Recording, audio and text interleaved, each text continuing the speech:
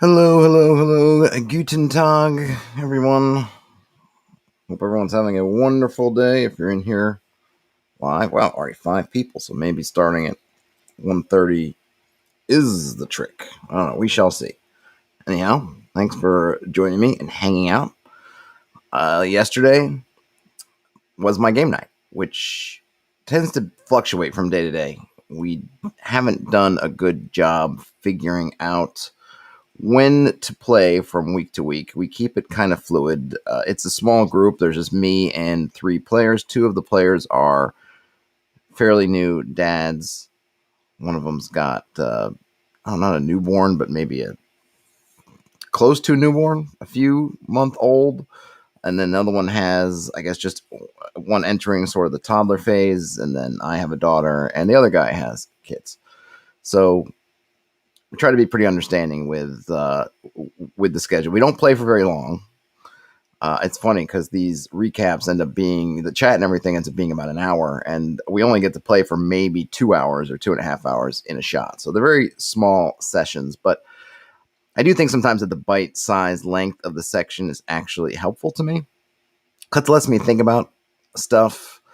It doesn't let me get too far afield before I have a chance to kind of break things down and reorganize and reset that I might have to do if I was playing, a 4 hour or longer session. So they work for us. Not that I wouldn't like that, because I kind of would, but we'd have to figure it out. I'm not. I don't have the schedule anymore where I can show up at my friend's house, or whatever at 7 and then leave in at 11 or 12 on a weeknight.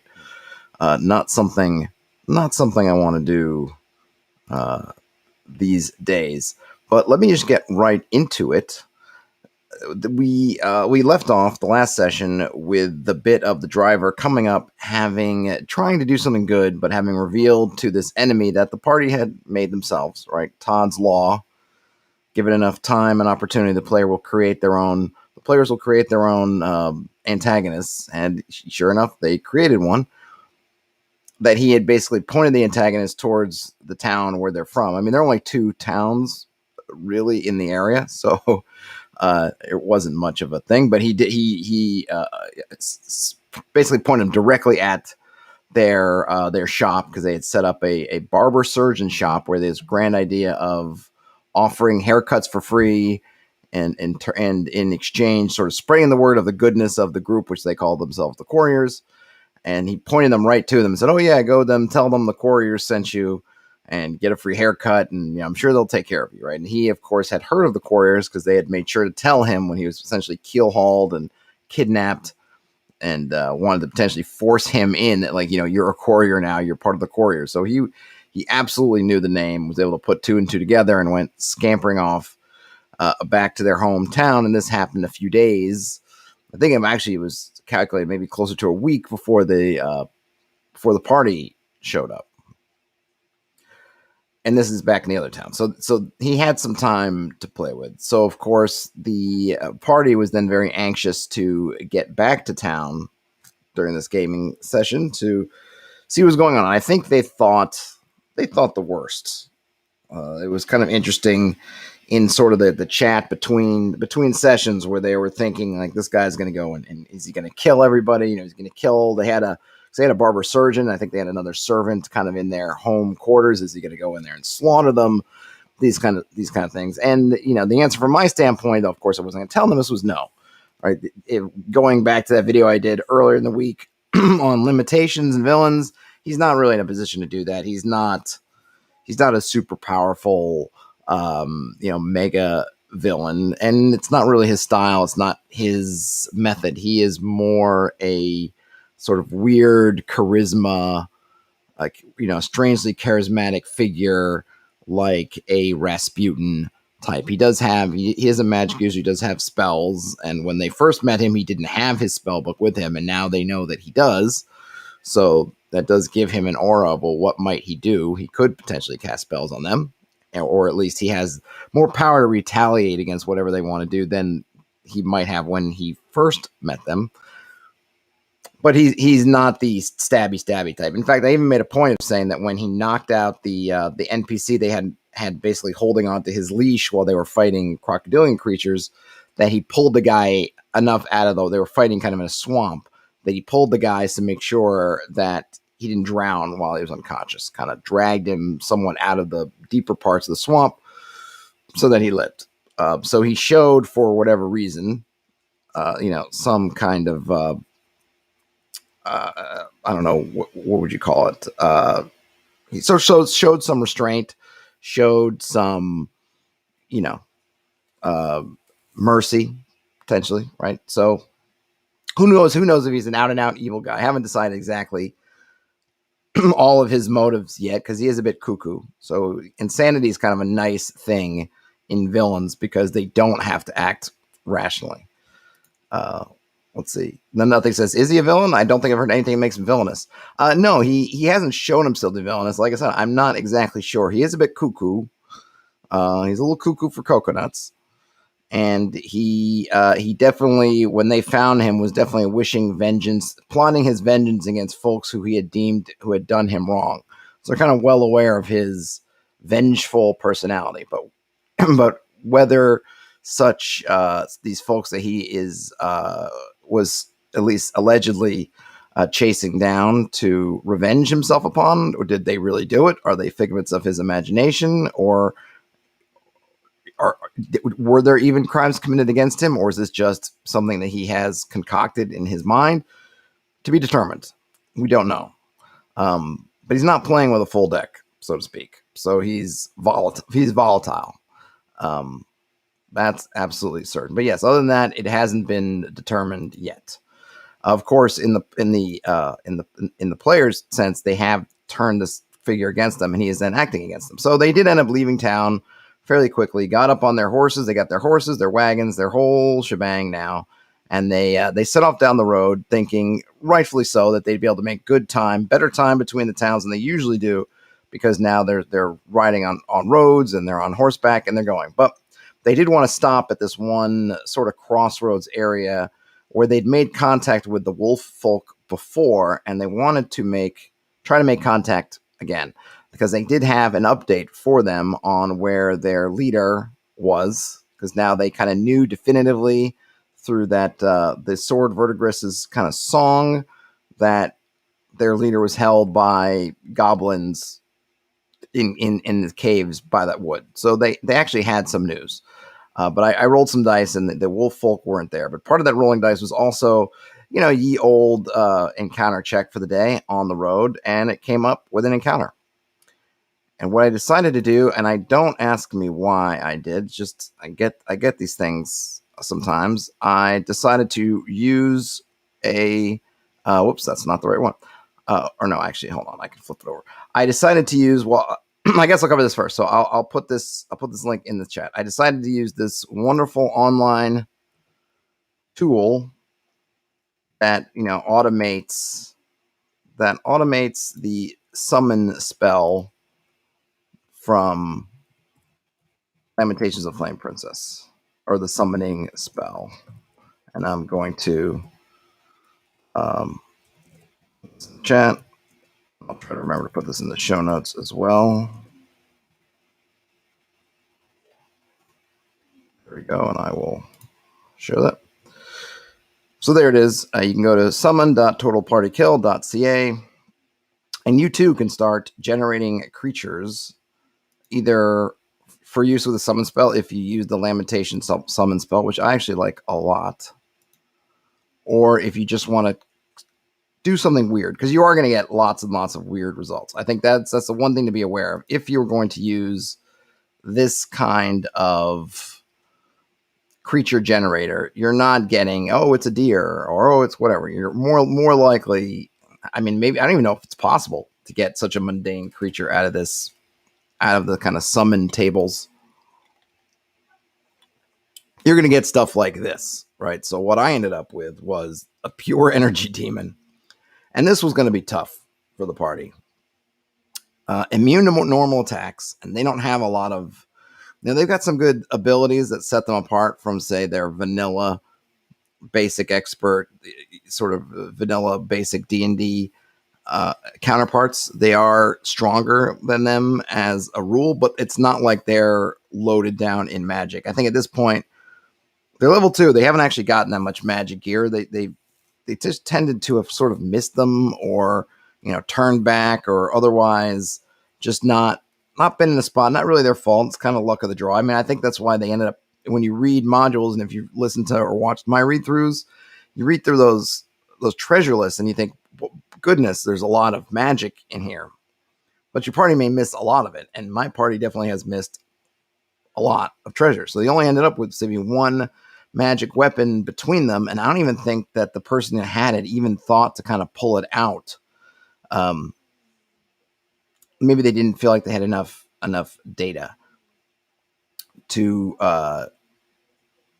determine themselves. Aha, you got to pull this out.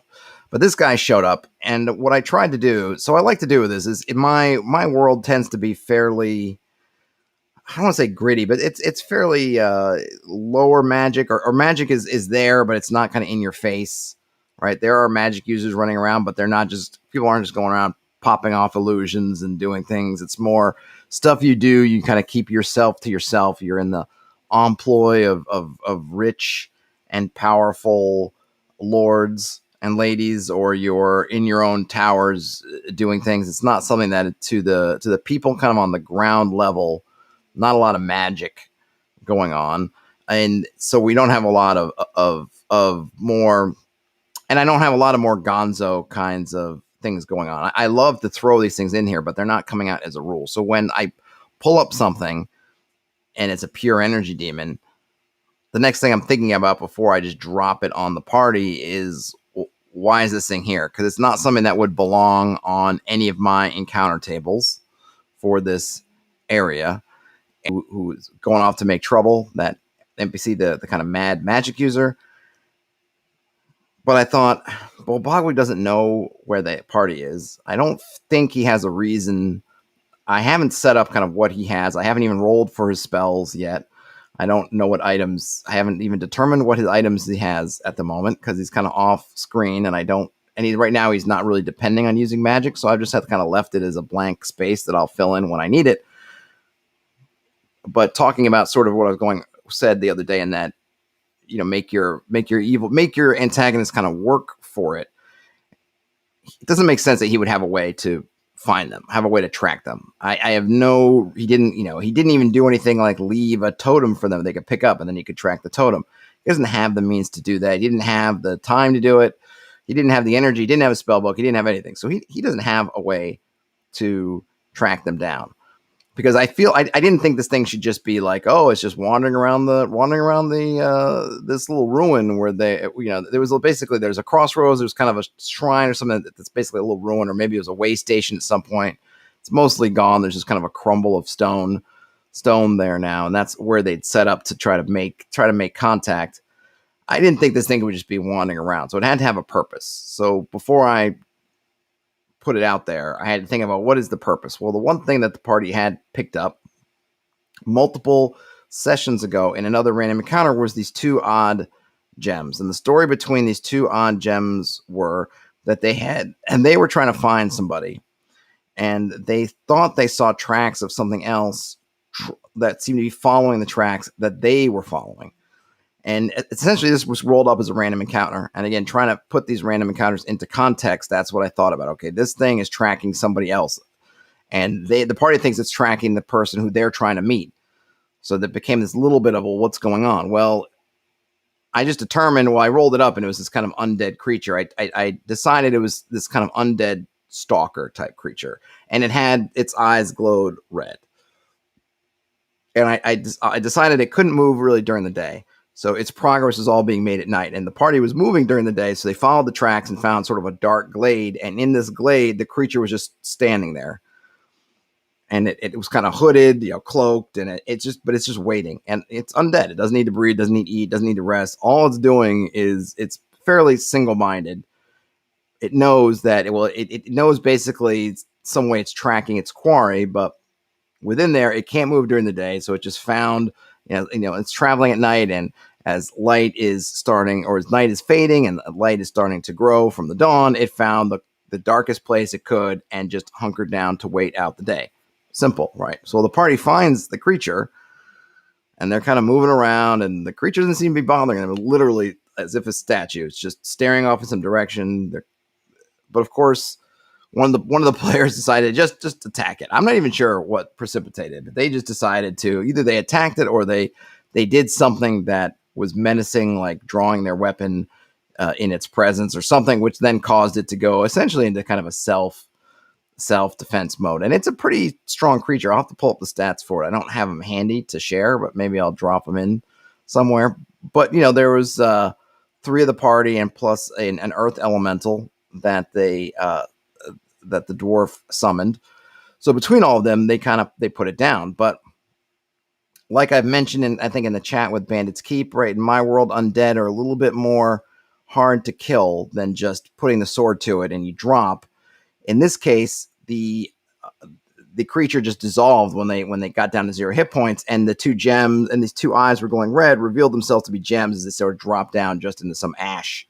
All that was left from that creature. And of course, the party picks up the gems, potentially magic gems, and goes on about their business. Now, they did some other stuff. There was a bit about trying to get into this library that's in this monastery, which they didn't end up getting into, but they did rescue a few monks who were trapped because of the monastery itself was taken over by some undead. Whether it's related to this particular undead or not, they don't know, and I don't even know yet. But at some point, they found one of these guys, and he was a little bit knowledgeable, had studied books on these kinds of creatures in the library, and told them that, oh yeah, these 2 eyes are related, to this creature, and you didn't destroy it. You might have knocked it down, but it's going to come back, and it's probably going to come back to wherever these eyes, these kind of eye gems are.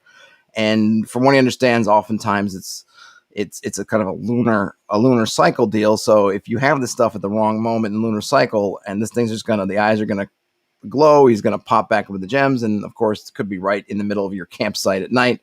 Bad idea. Get rid of those gems.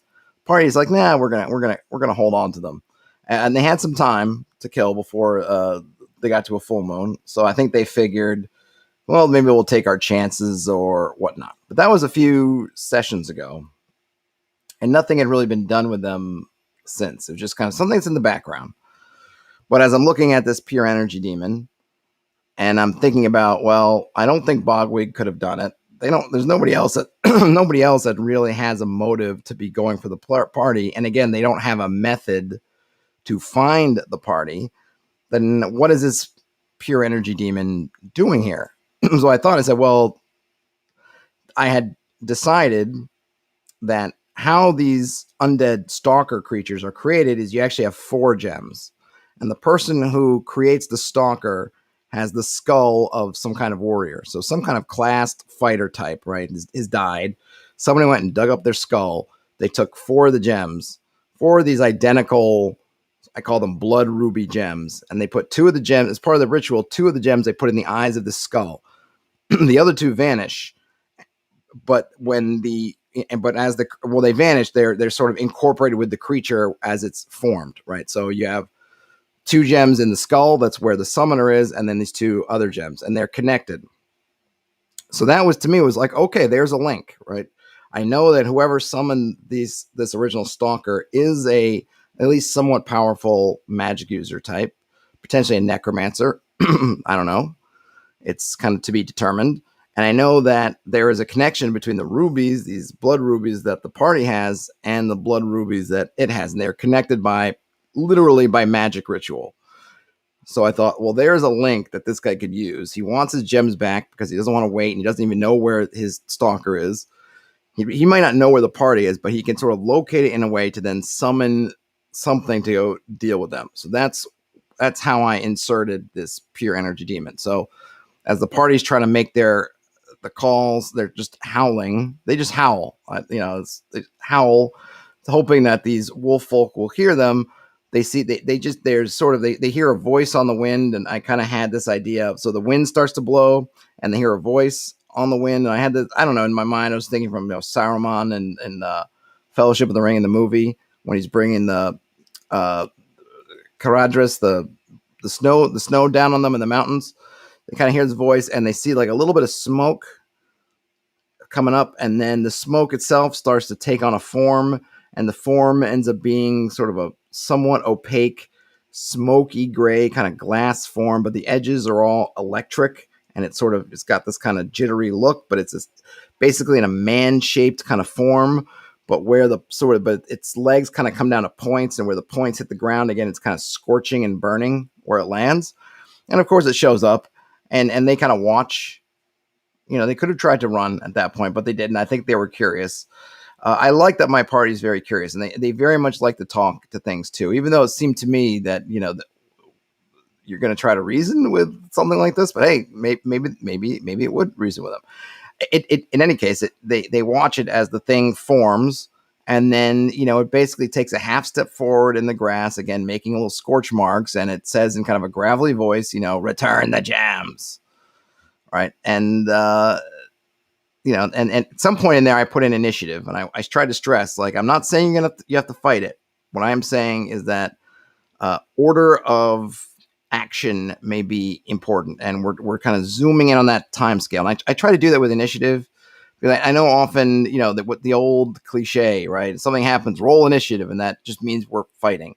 But I will use initiative anytime I think that the scale, the time scale, and the timing of action is important, and that could be in a multitude of situations.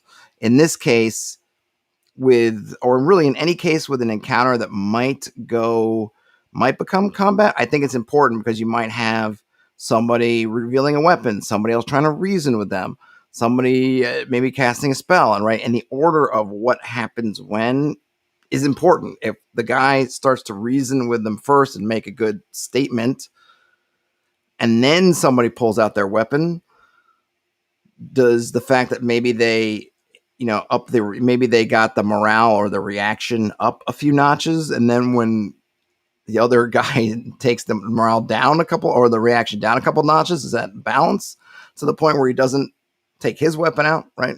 Or when the person's casting a spell, before or after, like, this stuff I think it becomes important. So I like to get the timing down, and I don't want it to be where there's the players are saying, no, wait, but I did this first. When they realize that something went badly, right? If the guy starts casting a spell, the other guy's just pulling their weapon, and they say it first before the other person decided to say something, I don't want arguments about, but I spoke up first, and mine should be faster. So I just go, we're going to initiative, and then on initiative order, you guys can decide what you want to do, and then we'll just play it kind of step by step. So I put them into initiative, not saying it's definitely combat, but saying what you guys do and the order it happens and who acts when is important. To their credit, the party, if I thought this was going to be a difficult puzzle for them, I really hadn't thought about whether those gems would occur to them or not, but it didn't take them very long. They have a bunch of gems on them, but there aren't very many that are quote unquote special or seem to be special. I think the first question was like, well, which gems, like which gems do you want? Kind of question. But quickly they were like, oh wait, maybe it's those gems. So after maybe a turn of the thing kind of taking these steps towards them and repeating, like, give me the gems, none of them are attacking. So we're in this kind of stalemate.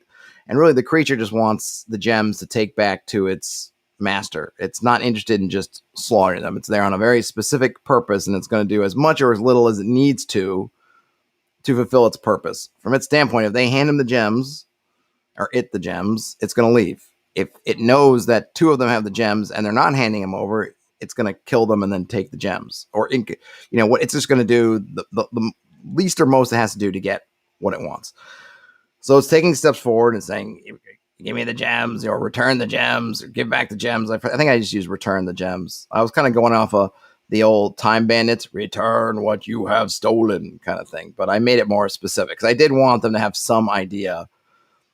Who knows what if I had said return what you have stolen? I don't know. They're adventurers. They're looting things all the time. Well, it might apply to a lot of things. In particular, this thing's looking for gems, not for other particular gems. So it doesn't have a common lingo. The gems aren't really named. So I just thought I'll use gems, and that worked. And so sure enough, within a couple steps, one of the guys, there were two gems, two of the guys had them. One of the guys took out the gem and kind of threw it to the creature.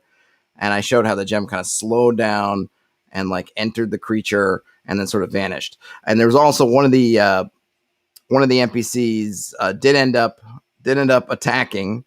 and threw their axe at it, and the axe just kind of went through it. That's how I sort of narrated this idea that immune to normal attacks. The axe just kind of hit its body, went out the other side, but was kind of smoking and a little bit like it had been scorched a bit coming out the other side. So they got a taste early on too that it wasn't going to be a simple case of let's just beat it down with hammers. Bob also says, "Don't touch it; it's evil." Exactly.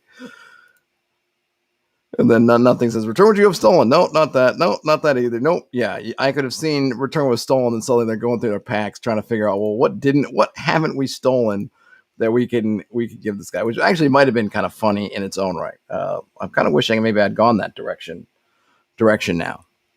But the other player who had a stone, didn't want to give it up. And in fact, I think it's when he said like attack that the one guy threw the axe and the axe didn't go through. He fired his crossbow, his beloved crossbow Crossy, rolled a natural one, so that thing didn't even go anywhere near the demon. And then at that point, because I'd been having the demon move like really slowly, it was being very conservative in its actions. But I noticed it's got a movement of 120. So once it knew the one guy had the gem, because the one guy did take out the gem and kind of show him like this, and the thing kind of turned, sort of slid over to face him. And then but he didn't want to give it up, so he just kind of went, attack. That's when the thing like zipped up to the guy and was like right in his face, like really fast. So it was a kind of a neat moment, because I think they thought this was going to be kind of a slow stalking thing. And I was like, no, this thing like zipped across the ground and was suddenly right up in your face, leaving like a little flaming streak of scorched earth behind it, and is just bringing up his, necrotic claw. Like, I just thought it was like just kind of an energy thing, but I rolled poorly, so it missed. One thing I noticed, and I didn't actually hit any attacks with it, so I'm not sure how it would have adjudicated, but you'll notice here in the description, it's got one attack that does a d6 of damage, but then touch does a d8 of damage. And I'm guessing that means necrotic damage. So I guess more properly, if you want to be generous, you could just say, well, it does d8 necrotic damage. Or I think maybe what it's technically saying is it does a d6 plus a d8 of necrotic. If I used the technical chance and I rolled half decently, probably one attack would at least kill 2 out of the 3 characters. Certainly it would take out pretty much all the NPCs. Maybe, yeah, because even the fighter they have is level 1, so I don't think there's much. It would have to roll really low to damage it. So I don't know if they realized how on sort of an electrified razor's edge they were with this particular encounter, but they went back and forth, the two of them. Everyone else was just kind of standing back. They kind of realized, I don't think we have anything we can do here. We don't know what to do, and now they're in melee. And I do let people fire into melee. I use the Lamentations rules of you can take turns to aim and do things to mitigate who you're hitting in from missile. I'm sorry, I meant I do let them do missile fire into melee, but I use that Lamentations rule with you fire in there. You could hit either anybody who's in melee, and then you can try to aim to lower the chances of hitting your allies and increasing the chances of hitting your enemies. And I like that rule, I guess, just as an aside, because you could try to be more precise, but you're spending turns. So if I want to sit there and say, okay, I'm going to aim for a turn to be more sure, I still have a chance of hitting my ally, and now I've spent a turn aiming. So, you lose a lot of your combat efficiency when you need to do that, but you can do it. I didn't like the idea of, well, you just can't. Like, well, why can't I? Well, maybe I don't care whether I hit my ally or not. I just want to shoot in the melee. Can't I just do it? And so I say, yeah, you can. And I thought that was I think that rule is nice. I'm sure some other games have done it in probably maybe even the same way or other ways that work just as well. But that one works for me. But in any case, they knew that they'd gotten the sense that it was going to be hard. And none of the players were coming up with ideas to do anything. So the NPCs at that point are like hunkering down.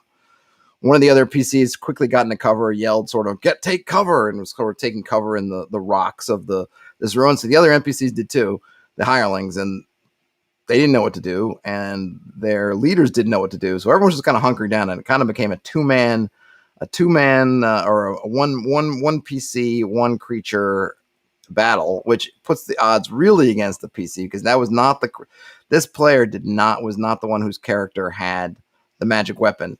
So without figuring out something, it would just have been a matter of time. But I think after another round where he tried to, he cast his spell. This was an interesting one, and I'll be interested to see what you think about how I adjudicated it. So this thing is totally, it's summoned and it's entirely under the control of its summoner sense, but at a distance. The player casts a spell which allows it to give commands to.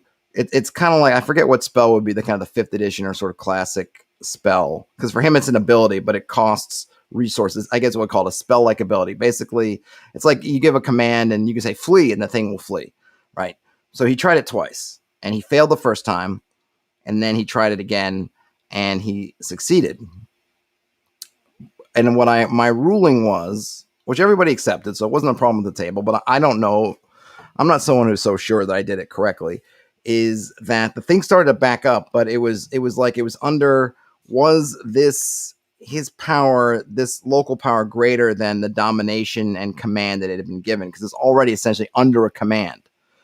And I said that, in my mind, the way I figured it was that you could override it to some degree, kind of this local pushback, but it wasn't going to last as long, and it wasn't going to totally obliterate the other command, and it was going to be constantly at war.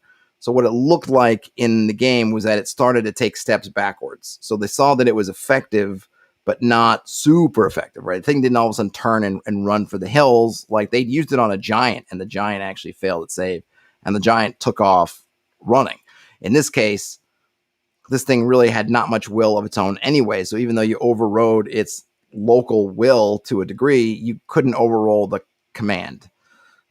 Maybe if someone had been able to say dispel the connection and it didn't vanish and then hit that would have been better. But given that it's somewhat fairly much of a puppet of this other thing, you could kind of disrupt the puppet somewhat, but not a lot. And it turned out that he only got about a round's use of it. They didn't have a long-term plan, so he cast it, it worked, and everyone just kind of sat there and kind of waited. And the thing took steps back, and I don't know if it even got a second round. It might have taken another couple steps back.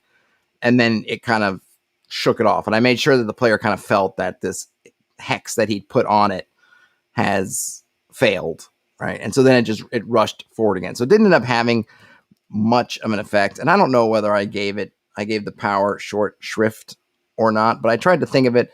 We're dealing with, it's not like 5th edition where we're going to put in a bunch of. I don't have this spell. I don't have this ability written up like I'm trying to pass the bar with it and argue it before a judge where I have to worry about folks bringing up, rules as written versus rules as intended, whatever. So, right. So I just try to adjudicate it as best I can. I don't think anyone thought it was unfair, but I was thinking about it. Like maybe I should have had it do more than it did, or maybe I just had it outright fail. But I didn't want to just have it fail, but I thought the circumstances, the context, to me, made it seem like it couldn't altogether succeed either. Let's see. None of this says that's an interesting way to do magical commands. If that's a consistent rule, sounds great. It's mine. I should probably write it down because who knows if it'll even come up again. It's one of those. It's a kind of an edge case, right? If somebody has this kind of thing going on and they happen to use that particular ability against that thing, I probably should write it down to make sure that I can keep it consistent. And that's how you go from house rules to rules, or rulings to rules, right? That's how your rulings become rules. I made a ruling last night, and that might turn into kind of a rule about when you're trying to enforce, spells that both work on willpower or something to do with will or free will or, whatever. That's how I did it. Nobody blinked an eye at it. So I guess maybe I made it sound reasonable, or they were like, okay, or they didn't have expectations that it was necessarily going to work, be like a game changer. So when the thing shook off his hex and kind of charged again and missed again, and the other players were all like, give the damn thing the gem. Like, give up the gem already. Like, why are you holding on to it? Like, what are you going to do with it? And finally the player's obstinance kind of broke, and he's like, all right, I toss it the gem. in which case he threw it, and it absorbed it again, and then just sort of turned back into smoke, and sort of like a if when he was generated, it kind of went up in this kind of smoke, or just sort of it's like if you saw when it appeared via the kind of smoke, it sort of went back smoky and just went back in the ground, and it was done. So it ended up being kind of a fun, interesting encounter. I liked using the summon. I don't think I would do this all the time, because I would feel like in my world that it couldn't just be like, hey, there just happens to be a pure energy demon hanging around, right? That's not the way my world is. So I need to have reasons. And maybe I was a little bit not thinking about those reasons when I pulled the trigger on, I'll just use the summon. I'll use summon tables to see what comes up. But for this to turn out to be kind of a fun encounter, and it let me call back to that moment from before. And if I was going to say there's a takeaway from this, I don't know.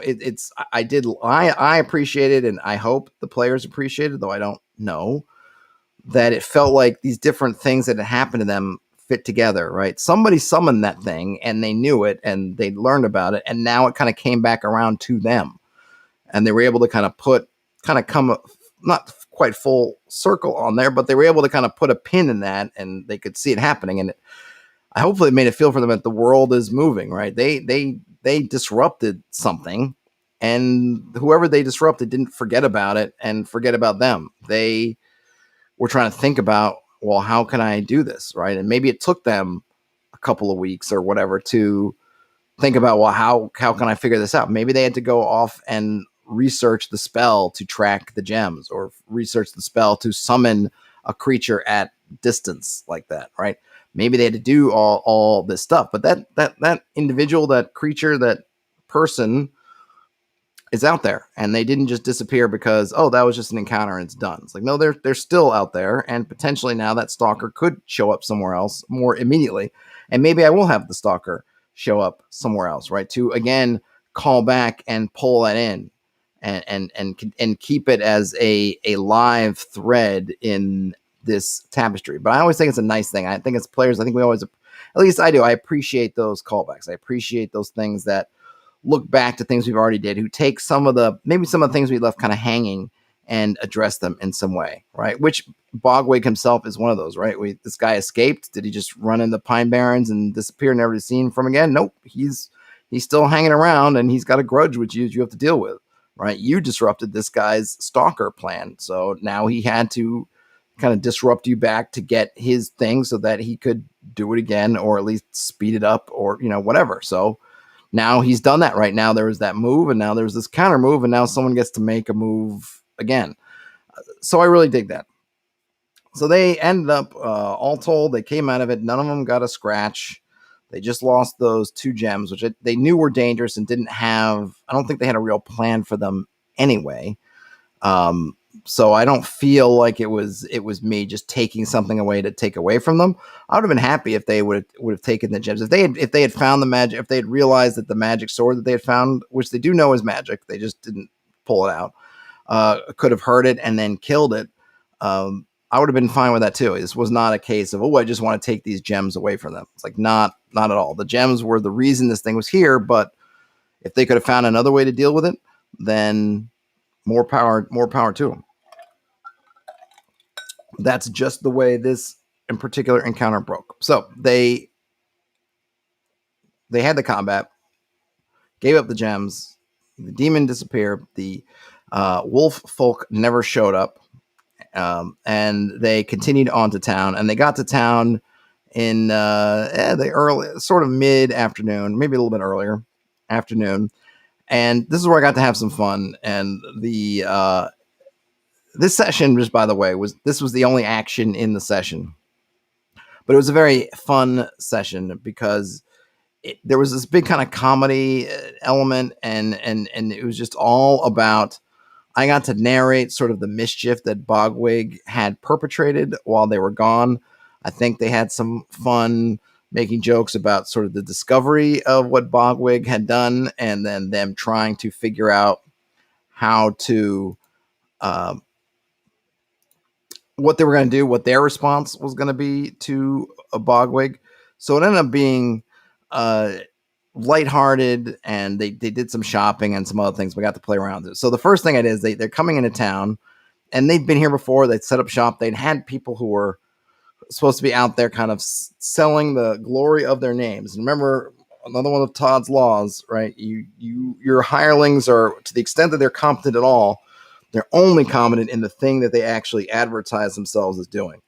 They did not have a bard or a skald or some kind of singer or poet out there reciting things. They had their barber surgeon and their manservant, essentially, right, out there supposedly telling stories of them, or when people came to the shop for their free haircut, telling stories. So the stories were never going to be super effective. Okay, it just wasn't.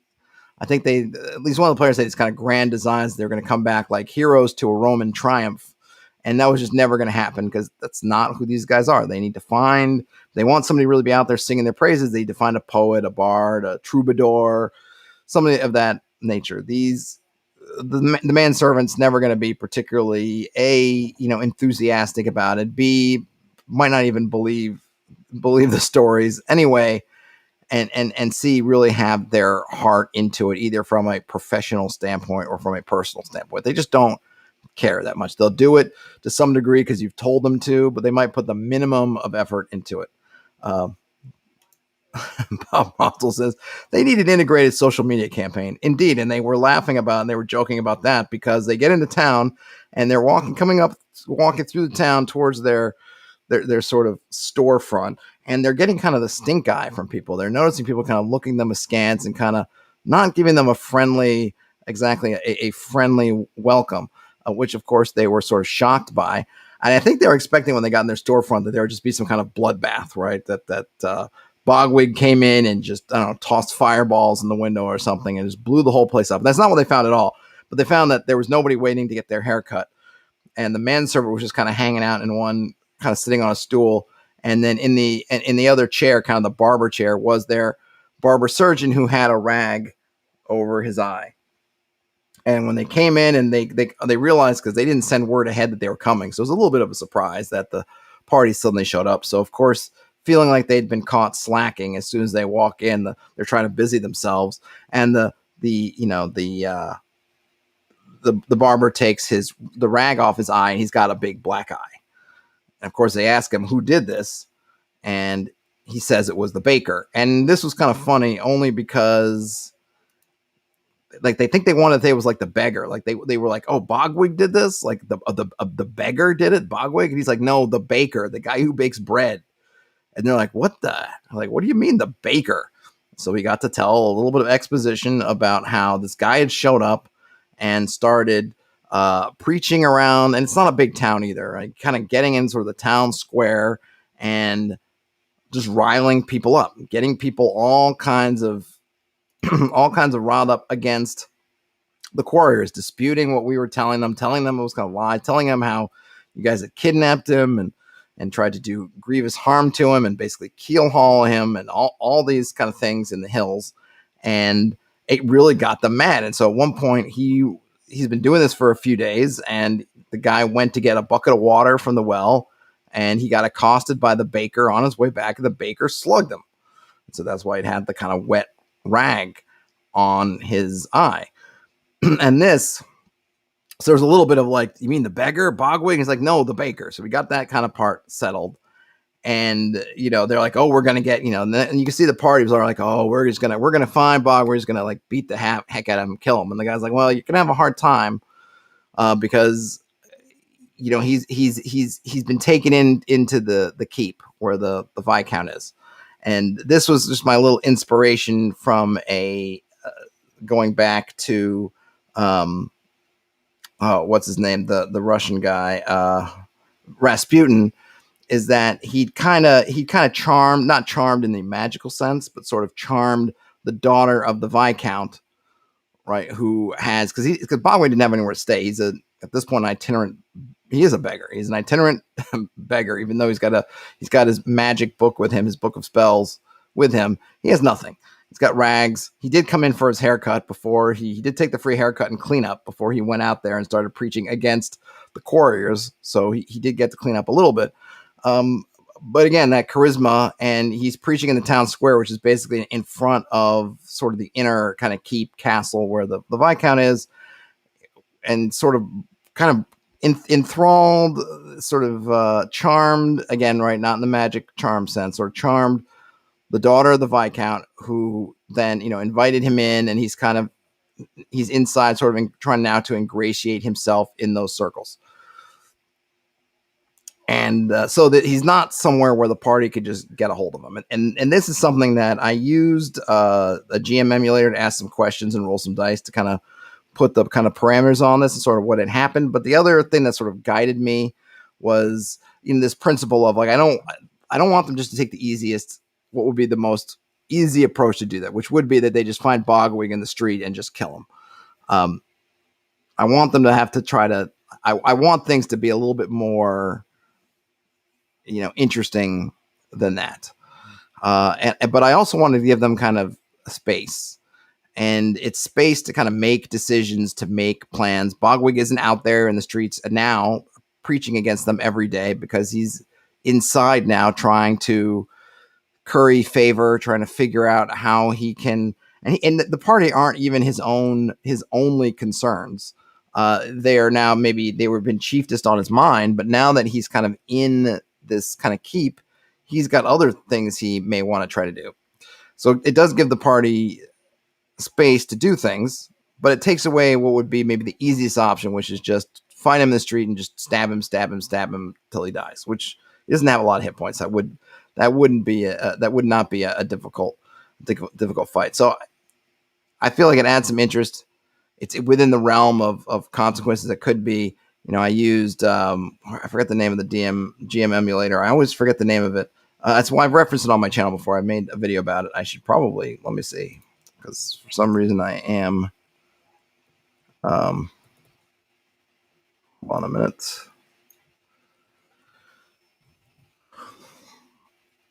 Let's see.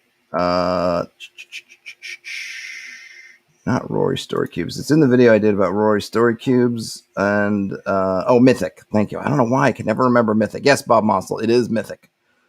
Like I have that. Or I could have just pulled up the PDF.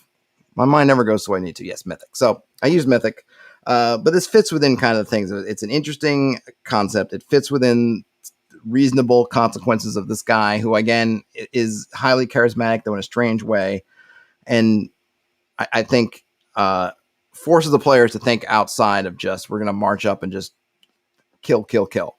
But of course, they then start thinking about, which they haven't totally figured out, is their response. I may be suffering from CRS. Maybe so. I might be. They got to figure out their response. And the rest of the night was essentially one part shopping, because they're kind of reloading for whatever they're going to do next, and another part, or maybe two parts, figuring out their vengeance. One of the ideas that they got the animal driver, the guy Lindball, the guy who gave Bogwig directions to come up to their town in the first place. They have him filling a giant sack with manure from their animals, which they are presumably, at least their original plan was to do something with that in the baker as part of their revenge plan against the baker for slugging the barber surgeon. And I appreciate they are standing up for their crew member. This is their employee, and this guy can't just come up and slug their employees. But I'm not quite sure what the plan is with the giant sack. At one point they were joking maybe they would set it on fire, like one of those big flaming bags of poop. I don't know how that works with a sack, because this isn't the thing. I've never actually done the flaming bag of poop that you put the bag on fire. That way they step on it and they step through the bag and get poop everywhere. But I don't know how that works with a giant sack of poop, because no one's going to step on the sack to put it out.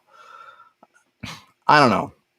They got some plan, but there is definitely one part of the party that feels that a militant, military style response is required, and another part of the party that doesn't want to antagonize folks further. And then even maybe I think the third player was even considering whether they should try to use this rep to their advantage. As like, aren't we badass? Yeah, we did do that to him, and we'll do it again, kind of thing, and just all kind of turn into some kind of like 50s biker gang. Like now they're gonna wear leather jackets and flip up the collars of their the jackets and sort of slick their hair back and just embrace being the bad boys of this town. I'm not sure exactly, and I think it may be fluid. It may be a fluid situation in that I could see next week them changing positions on things or deciding different things. They also put together response, because what I like to do, and especially with online, because we have online. I mean online.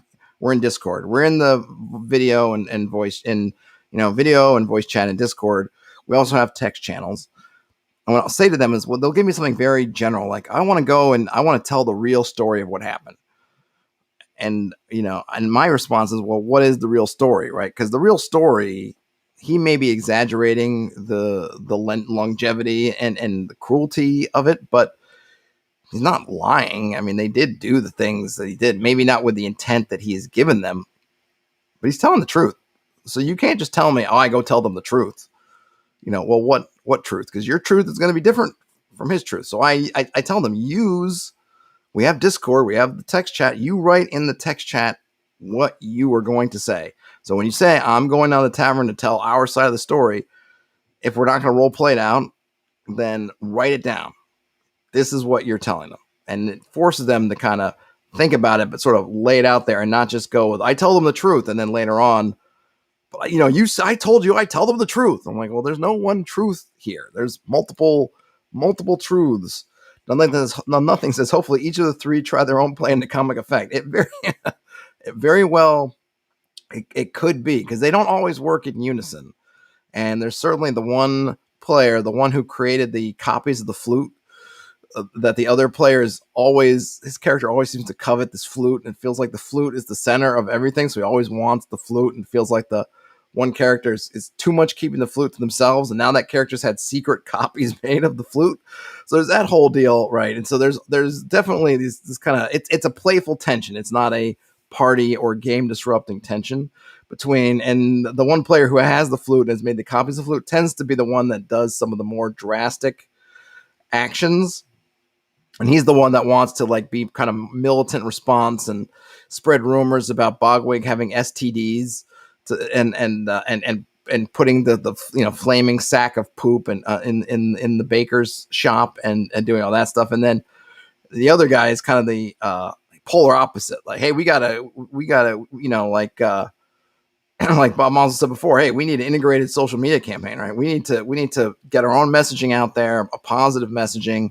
We need to do, and they are looking to hire somebody. I mean, that's the kind of funny thing, is without even me saying much other than the fact that, well, your guys aren't that effective at spreading the message, and Bogwig seems to be really effective at spreading his message. They literally are trying to find someone who they can bring on board and hire to essentially be a more eloquent, proper mouthpiece. So they're learning, right? They're learning that you can't just shove anybody in anybody's job and have them be good at it. But it was great because they were putting out different versions of their story, and one of them was just much more insulting. The other one tried to stick very close to the facts, but just not mentioning the whole sort of indentured part of it, where they basically were forcing the Bogwig to be part of the party, but otherwise they were staying pretty close to it.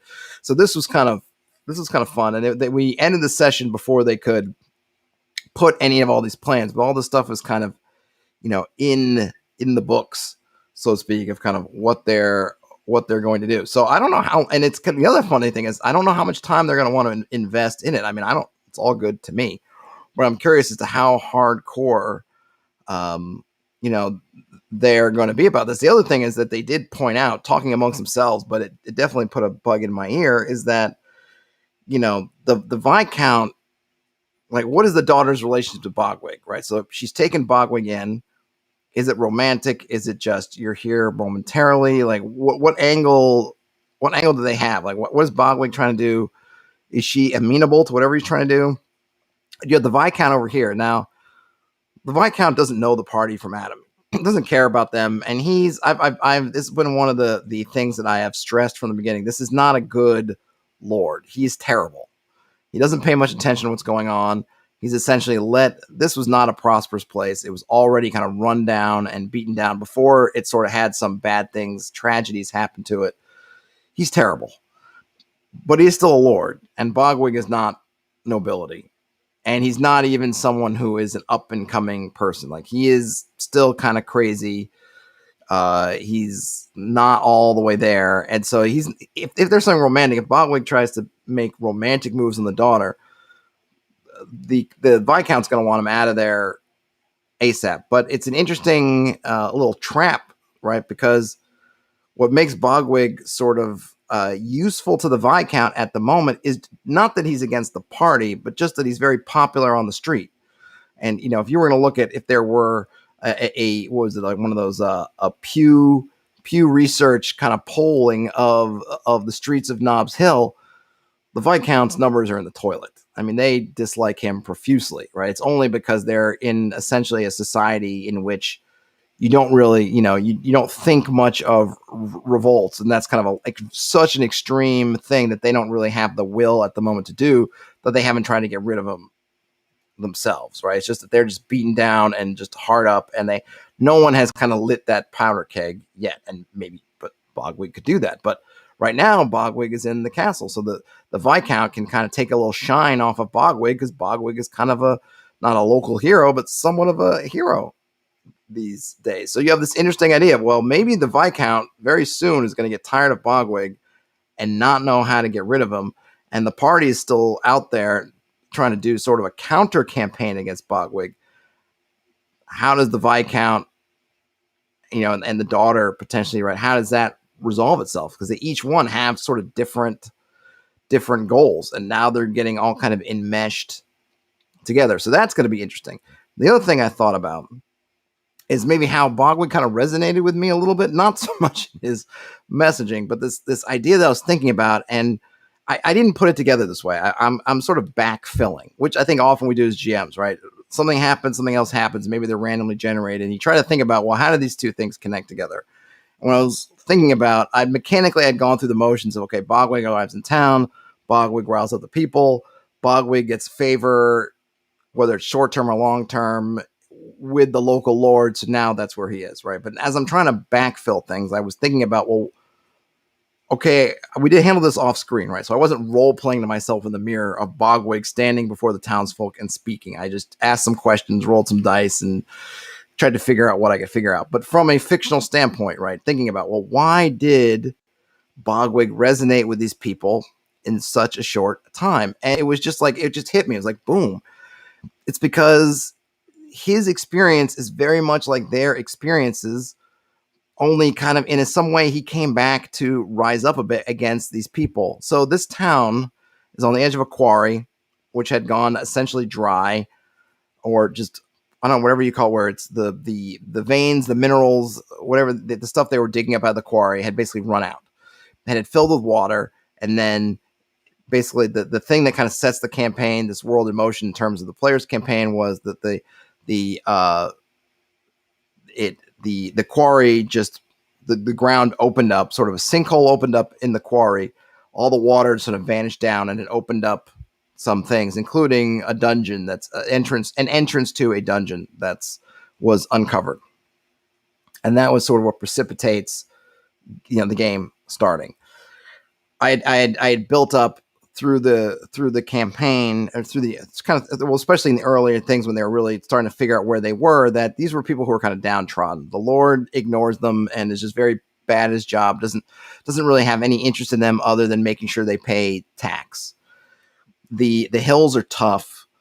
They were kind of a mining town for the most part. They have, farmers and everything, but they're, a mining town, a prospecting town, and those hills are extremely dangerous. There are monsters in those hills. There are people of ill repute in those hills. Plenty of people, just about everybody in this town has themselves, their family, their neighbors who have gone out into those hills and either come back, hurt, maimed, broken in some way, or not come back at all. So they can, to a man, empathize and sympathize with Bogwig's story, which is he is out there in those hills, not right around here, but similar hills, same general area. And he's out in those hills, minding his own business, just trying to make his way. And some guys come along and just essentially just try to punk him out, right? And they can all feel for that. But unlike maybe a lot of these people's friends, relatives, neighbors, Bogway got over on these punks. And now he's kind of punking the punkers, right? That's a powerful message for these people. I'm just noticing that my bandwidth seems to have gone to garbage. So let me know if I'm just talking. Am I really talking to myself, or whether you guys can still hear me and see me? Because it looks terrible from the little meter here I'm seeing. So he was a punk the punkers. What's more, these same punkers seem to have gotten rich awfully fast. And you have folks who are scrambling about for everything, and these guys went on the hills and came back flush. And people might wonder, well, how did they do that? All right, sound great and fine. 5, okay, great. Video call has been bad. All right, sorry about the video call. That's what goes first. Okay, good to hear. So not only has he punked the punkers, and these punkers turn out to be guys who are coming in, flashing a lot of cash, giving away free things, very much in a way that's kind of reminiscent of what a mafia might do if it moves in, right? Where they're like, oh, we'll give it away for free. Oh, I'm going to give this to you, but remember the quarriers, right? When I call upon you for a favor. So he's kind of doing the things that I think these folk wish they could do with a lot of the things and that oppress them, but can't. And that was just like a boom to me. It's like, oh, that makes so much sense. This guy is kind of living out their fantasy. They haven't been able to get rid of the Viscount, or they haven't been able to get rid of whoever's had their foot on their neck. They've gotten nothing but death and trouble for when they go in the hills. These guys went in the hills, somehow came back with a lot of cash. We don't know where it's from. Maybe they've been out. Maybe they have been bandits. Maybe they have been lying about what they're doing and just waylaying other people, other honest people in the hills. But this guy got away, and not only did he get away, he's gotten over on them. And the Viscount's now listening, right? The Viscount, there's the daughter, right? Oh, she sees reason now. Like, this is good. He's going to shake things up. So there's a lot of really interesting things that can go from here. And I'm really interested, and I'm excited, and I don't know where things are going to go. I got to think about, and maybe when I do another game prep chat, like I'll talk to you guys about thinking about what are some of these folks' goals. Maybe I'll kind of set up some fronts and some sort of ideas of what each side, because we have sort of really interesting kind of quadrangle of, in a sense, factions, right? With the sort of, micro fractions, maybe I call them, because the Viscount, you'd think, okay, that's a big faction. But the daughter, she has her own things. I have no idea really much about her. So I had to think about kind of what she wants. Is she really enamored with Bogwig? Is she just bringing Bogwig in to kind of thumb her father's eye for whatever reason? What is her? Does she have an end game? What is her kind of goal? And what's Bogwig's goal? And then the Viscount finds himself in a situation that in the short term seems to be kind of helpful. Here's Bogwig. I can kind of make a public show of embracing Bogwig, and everybody's going to kind of love me for it. But I can't have this guy around. Like, he is definitely a funky, crazy Rasputin character. And either if Bogwig is not able to sort of get the Viscount, under, into his sort of charm zone, is to sort of enthrall him again, not spell wise, but just words and deeds and whatnot, then the Viscount's, he knows that his position's tenuous. The Viscount could kick him out at any moment. And if he gets kicked out, you have an angry party out there who he knows would and could, murder him, or do some other bad things to him if they got their hands on him. And of course, the party want to get their hands on him. And not only has Bogwig made, sort of turned their operations on their head, so to speak, he's potentially ruined. Oh, and look at that, the bandwidth is back. So hopefully the video will improve for the last, of course, at the end of the stream. but the party has their goals that Bogwig has put a bit of a damper on. So there's a lot going on out of nothing, right? And maybe the lesson from this here is what did all this amount to? One random encounter. That's where it started, right? Bogwig was I rolled up a magic user on the wilderness encounter table. That became Bogwig, right? How the party responded to Bogwig caused a reaction. So Bogwig shows up, just a random encounter. The party responds. Bogwig responds. Now the party responds. Bogwig responds, but it's getting bigger each time, right? This the scope from just a lonely encounter in the hills somewhere to now bigger stakes, kind of in this hometown. And the funny thing is that the party has tried off and on to get in the ear of the Viscount, and the Viscount hasn't had time for them, right? Because I told them, it's like the Viscount doesn't know you. You haven't done anything. Part of what spurred them on to do this whole campaign was to try to get enough sort of momentum going that they would be kind of known, and so they could get audiences. And the funny thing is they're getting known is sort of collapsing because now they're getting known for potentially the wrong things, or their message is being muddled, right? But they might still get that audience, but now for completely different reasons. So it's kind of fun how things have sort of twisted into almost mirror images over what they wanted, but maybe they'll get what they kind of wanted at the beginning, but it's not going to be the way they thought they would get it, which I think is just fascinating and amazing. Serendipity and everything, right? But just started with just playing out the results of things and seeing how they go and calling the back, So if I had a final lesson before I close up the stream, it might be, look at the things that have happened in your campaign, see how you can reintegrate them back in, and see, how they can add to what's going on, right? Because that's all that this was, right? And I don't even take particular credit for it. If I'll say anything, it's like, oh yeah, I remembered them and I threw them back in the mix, right? But it's just all in the moment, finding these different pieces and plugging them back in the story. Nothing says great emergent play. Yeah, that's it, right? That's really what it is. Yes, I think maybe that's the lessons. Like, you can get a lot of really interesting things from emergent play.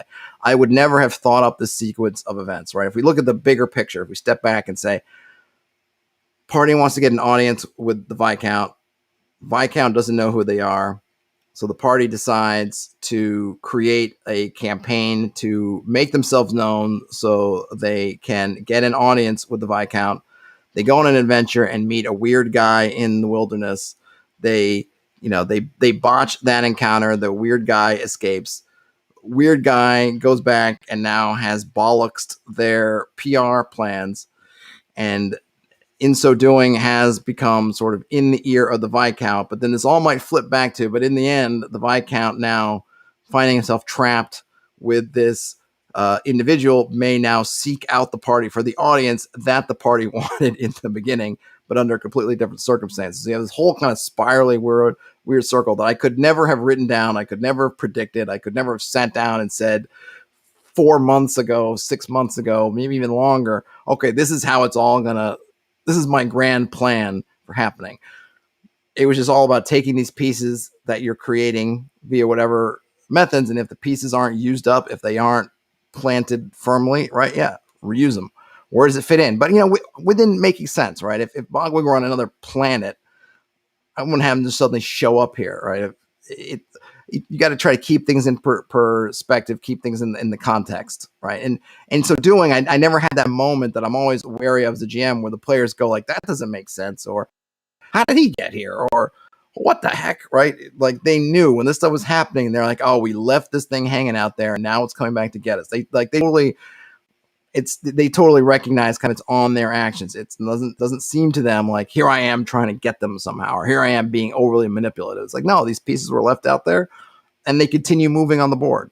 And now next time they're dealing with something, they might think about not only how they're dealing with it in the moment, but how it might, if they don't deal with it, or if they deal with it in a wrong way, or in a way that, whatever it goes awry, doesn't work, that piece may come back to them, which is, those are the consequences I want them to think about, right? Bob Mostel says, I agree, reduce, reuse, and recycle. It's very powerful to keep bringing the same PCs in again rather than creating another unmemorable one. Yeah, especially if you have someone who's memorable. And Bogwig was memorable in the moment, and he didn't get killed.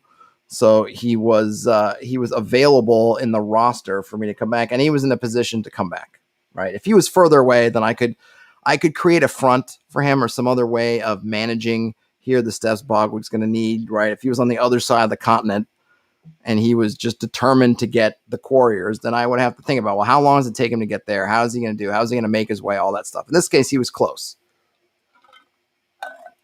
So he was well within walking distance of getting everywhere that he needed to go. So he was able to do it. But that was it. That was the session. It was a lot of fun. It was a lot of laughs. It was kind of nice. If I wrote it down, it wouldn't, it's funny. I talked about it for over an hour now, but probably if I wrote it down, it wouldn't actually feel like too much happened. But it was the kind of fun stuff. They had fun thinking about these different plans they're going to do.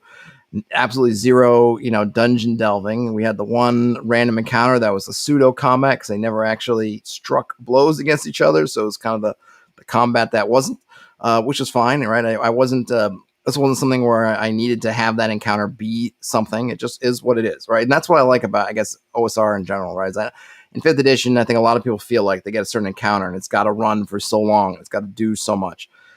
For me, the encounter is what it is. If someone had like a dispel magic or something kind of similar thing, and just it comes up and says return the gems, and they go dispel magic and vanishes, I'm fine, right? No skin off my nose, and they would have gotten to town a little bit earlier, and they would have done a little more shopping, right? But they dealt with it a different way, and that was great. Any last questions or anything before I close up shop? Oh yeah, before everybody starts to bail out of here, please give it a thumbs up, and if you're not subscribed, what you waiting for? Subscribe. Helps me out. Doesn't really hurt you. You'll know when everything goes live. I hate doing the spiel, but some point I'll do something where I can just hit a video at the beginning and I can give a little spiel or something. Then I won't have to. Fluffy the Griffin. Hey, how you doing, Fluffy? Let's see. I've always discovered I can't really make a memorable NPC. If I try, it always backfires. But my players will latch onto any rando one-off NPC that shows up for 5 minutes in a pointless scene. Well, you know what? Then use those randos. Have those randos be the ones. Like maybe the key, Fluffy, is not to think to yourself, I have to make them memorable. It's just, if you think that like, hey, why did they hook onto this rando NPC? What did I do for that rando one? Then just treat them all like they're rando ones, right? And maybe instead of trying to make them memorable. I mean, I guess from my standpoint, Bogwig was memorable. He was, I guess he was in the moment. They haven't run into a lot of just kind of NPCs running around, especially out in the wilderness. And when I decided he was going to be kind of crazy, I just was kind of playing up his craziness. So he was kind of bombastic and yelling, I'm Bogwig the Magnificent, that kind of thing. And just everything was sort of amped up to 11. But I certainly don't do that with every NPC. Bring those randos back. Have those randos be more than randos, especially if the party latches onto them. Like, be fair about it. I don't like, and this came up in actually the comments to the, I forget who it was that had left me some comments. And he's saying, hey, like in 80s movies and things are fantasy, a fancy trope that there's an NPC that's near the party and they're always like the spy or the turncoat for the antagonist of the story. And I'm not saying don't do that. But what I would say is if you're going to do that, you should know that up front so that the party can potentially discover that the NPC is working for the antagonist, for the BBEG. Because what's the worst is when you get the end of it and you're like, at the end of the day, you kind of go through and you're like, oh, well, how did the guy know? And it's like, and the GM goes, oh, it was the old lady. And you're like, the old lady, she's been lying to us all this time. Like, and it's like, if we didn't have a chance to determine it was a lie or not, you feel kind of cheated. You feel like, well, did she, if I have to make, especially when you're playing 5th edition, if I have to make deception checks every time I told a mistruth, were you making deception checks for the lady every time she was telling us a lie? Because it often doesn't feel like you really had a real chance to determine it. So use the randos, but just do it in a way that is fair to the players. If the rando is going to be like the right-hand man of the devil or the devil itself, then make sure you kind of figure that out as soon as possible after you've introduced them so that you can make sure that you play it honestly and it doesn't feel like one of those gotchas where it's like, haha, it was the old lady all along. And you feel like, well, I had no way of knowing it was the old lady. Like, I don't feel any kind of haha because I just feel like you just cheated me because I know that old lady, I didn't have any kind of fair chance to figure out that the old lady was the devil or whatever. Bob Monzel says, yep, use those randos again, even if it's modestly improbable, have them show up. Yeah, have them show up. have them travel around. People can travel. And then Fluffy says, yeah, that's what I've started doing. I bring him back. Are you making Discord? I think you mentioned something about it in a past video. I am going to make a Discord.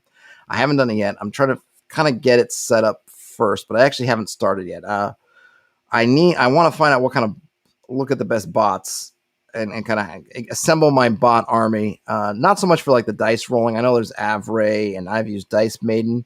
I haven't used Avray, but I think it's kind of the gold standard for 5th edition modern D&D rolling dice. I use Dice Maiden, which works perfectly well for me, but more like things for moderation and roles and kind of how to set all that stuff up. Like, I mean, I feel like everybody who's in there, I feel like you guys are a great community and I feel extremely lucky to have you. But once I set up a Discord and invites and things get out into the world, and I'm not going to make it, I don't think I would make it private or anything. So I have to be ready for folks who might come in and be maybe not on the same wavelength, right? And I want to make sure that I can have mechanisms in place for, here are kind of like rules of conduct that I want to have. Here's things that maybe prevent spammers, like like that one chat with Daniel from A Bandit's Keep, where we got overwhelmed by spam bots, at the end of that chat. So I want to get all that stuff into place, and I'm sort of poking around different Discords to see what other folks do. That way I can hopefully set it up, and then when I kind of pull the curtain back and say, here it is, that it's kind of fairly well set up. And once I get in there, maybe someone who likes to be on Discord, wants to be a kind of a moderator or whatnot. I don't think I'm in a position to be kind of a one-person moderator. I mean, I don't know how many people are going to come join, and no pressure. I know at least one person's reached out and said, hey, I don't think Discord is going to be for me. And hey, perfectly fine. It's not like I'm going to stop posting and putting updates elsewhere, but to the extent that I can kind of rope folks who are on Discord, and everybody seems to be on Discord these days, it seemed like a good idea, or the best platform that will reach the broadest audience. And Fluffy says, yes, hobby brings all kinds, for better or worse. Exactly. So I got to kind of plan for that worse part of it, but I'll figure it out. I'm going to get it up shortly. And then there's stuff like you can set up audio chats and things just directly on Discord as opposed to using other platforms, which I'm kind of interested to look at. I haven't really taken part in any, but that kind of Clubhouse, green, what does Spotify call theirs? Green room or green something or other.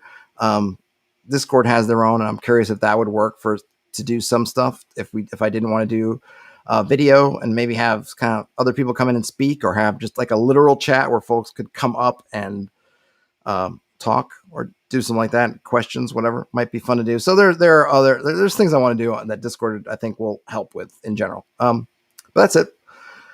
That's all I got. So yeah, if you can thumbs up if you'd like. If you don't subscribe. And everybody, I hope this was. I've gotten good feedback. I think people like these chats, which I'm glad. I enjoy talking about the game. I think it's kind of fun. It helps me visualize things. Speaking it through helps. I think I mentioned the last time that even if you don't, do a campaign diary to share, I think it's useful to write it down or communicate it while it's somewhat fresh in your mind, because I think it will help put things in perspective. I know these have helped me organize things for future games.